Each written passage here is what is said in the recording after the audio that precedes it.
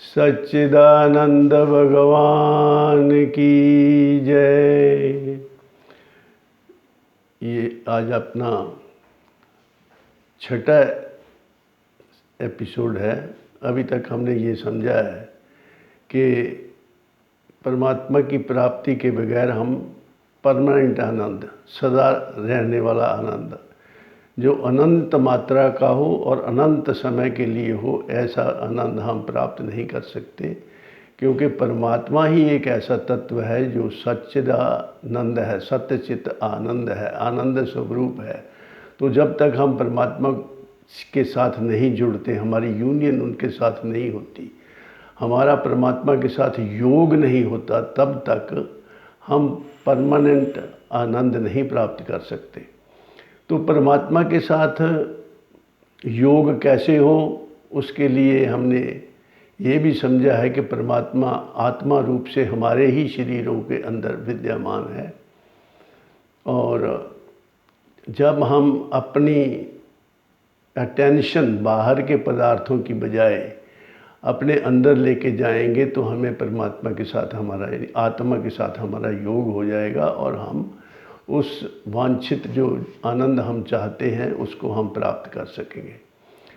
तो बाहर से अंदर जाने का क्या तरीका है, उसके बारे में भी हमने थोड़ा सा विचार किया था कि हमारी जो बाहर जो भोग पदार्थ हैं उनमें हमारी रुचि रहती है, हम भोग के पीछे पड़े हुए हैं, और योग हमारा जो है भोग के साथ ही योग है।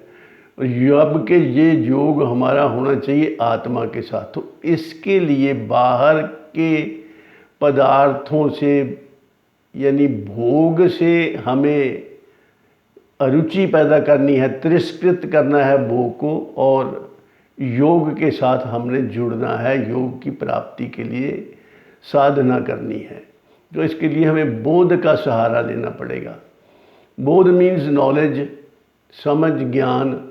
तो ये समझ ज्ञान पहले सबसे हमें अपने बारे में ही होनी चाहिए, क्योंकि जब तक हम स्वयं को ही नहीं जानते ठीक तरीके से, तो तब तक हम ये दूसरी जो नॉलेज है, जो परमात्मा की प्राप्ति, आनंद की प्राप्ति, वो कैसे हुई, पहले हमें अपने आप को ठीक से जानना चाहिए। तो क्या हम अपने आप को नहीं जानते? अभी भी जानते हैं अपने आप को, पर ये गलत जानकारी है। इसको अयथार्थ बोध कहते हैं। ये अयथार्थ बोध है, यथार्थ बोध नहीं है। ये ठीक जानकारी नहीं है, ये गलत जानकारी है। ठीक, क्योंकि हमने अपने आप को शरीर मान लिया। इस थोड़ी सी एग्जाम्पल से ये समझ में आ जाएगा कि हम कैसे गलती कर रहे हैं। अब मान लो मैं ये कहता हूँ ये फूल मेरा है, ठीक है, आप मान जाएंगे मेरा ही है, ये ठीक कह रहा है। और ये चश्मा मेरा है, ये भी बात ठीक है, इसमें कोई गलती नहीं है।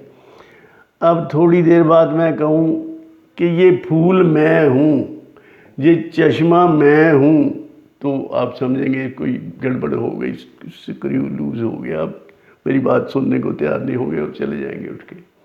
लेकिन हम करते ऐसा ही है, हम मेरे को ही मैं मान कर बैठे हैं। दरअसल ये शरीर जो है ये मैं नहीं है, ये मेरा है। हम दो का, जो हमारा जीवन है, दो का जोड़ा है। इसमें एक मैं है, एक मेरा है। हमने मेरे को ही मैं मान लिया है, ये है फंडामेंटल मिस्टेक। इसको मूल की भूल कहते हैं।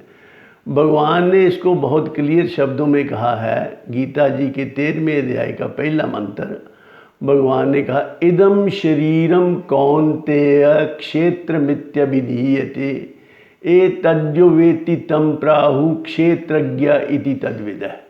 आगे दूसरे मंत्र में कहा है, क्षेत्रज्ञम चापि माम विद्धि सर्व क्षेत्रेषु भारत क्षेत्र क्षेत्रज्ञ योज्ञानम यत्तद ज्ञानम मतम मम।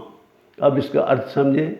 भगवान ने कहा ये शरीर जो है ये क्षेत्र है, क्षेत्र का मतलब खेत है, ये खेत है, ये मिट्टी है। खेत में जैसे बीज बोए जाते हैं, ऐसे ही इसमें कर्मों के बीज बोए जाते हैं शरीर में, और उन कर्मों का फल भोगने के लिए हमें फिर दूसरे शरीर मिलते हैं। तो ये शरीर जो है ये क्षेत्र है, खेत है, और जो इस शरीर को जानने वाला तत्व है उसको क्षेत्रज्ञ कहते हैं। शरीर का स्वामी, शरीर को जानने वाला, वो है क्षेत्रज्ञ। दूसरे मंत्र में ये कहा है कि सभी क्षेत्रों में क्षेत्रज्ञ भी मैं ही हूँ, भगवान कह रहे हैं। क्षेत्रज्ञम चापि माम विद्धि सर्व क्षेत्रेषु भारत। सभी शरीरों में शरीरों को जानने वाला तत्व, शरीरों का स्वामी, क्षेत्रज्ञ मैं ही हूँ। तो इसका मतलब ये भगवान ही हमारे तुम्हारे शरीरों में शरीर के स्वामी के रूप में, शरीर को जानने वाले के रूप में स्थित हैं। तो फिर उसकी जब हमारी जो असली नेचर ही, हम परमात्मा ही हमारे शरीरों में है, परमात्मा को कहीं बाहर ढूंढने की ज़रूरत नहीं है। और दरअसल तो हम अपने आप को जो शरीर मानते हैं वो ना मानकर अगर हम आत्मा माने तो फिर हम परमात्मा तो मिला मिलाया है। याद रखो, आत्मा परमात्मा की प्राप्ति अप्राप्त की प्राप्ति नहीं है, बल्कि प्राप्त की ही प्रतीति है, अनुभूति है। जो चीज़ पहले ही हमारे पास है, मिली हुई है, जो हमारा स्वरूप ही है, उसी को ही हम ढूंढ रहे हैं, क्योंकि हमें पता नहीं है। तो ये पता जब लग जाए उसको कहते हैं यथार्थ बोध। तो यथार्थ बोध हो जाने के बाद हमें वो आनंद प्राप्त हो जाता है जो हम ढूंढ रहे हैं, जिसको हम परमानेंट आनंद कहते हैं, जो अनंत काल के लिए है और अनंत मात्रा का है। वो आनंद हमें प्राप्त हो जाएगा। क्या आप सबको ऐसा होना है? अनंत मात्रा का आनंद आपको चाहिए तो इसको ठीक प्रकार से समझ लो कि मैं शरीर नहीं हूँ, बल्कि मैं वो तत्व हूँ जो शरीर को जानता है। I am not the body, I am the one who knows the body, I am the one who have the body. तो ऐसा अभ्यास करते रहना, क्योंकि जन्मों जन्मों से हम ये गलती करते आए हैं, मैं अपने आप को शरीर मानते आए हैं। तो इसको अभी अगर इस गलतफहमी को उतारना है, निकालना है, यथार्थ बोध को प्राप्त करना है, तो इसके लिए ज़्यादा अभ्यास की ज़रूरत है। जिस प्रकार ये गलत हमें जानकारी हो गई है, इसी प्रकार एक गलत जानकारी को हटा के ठीक जानकारी हो सकती है। तो इन्हीं शब्दों से मैं अपनी वाणी को विराम देता हूँ।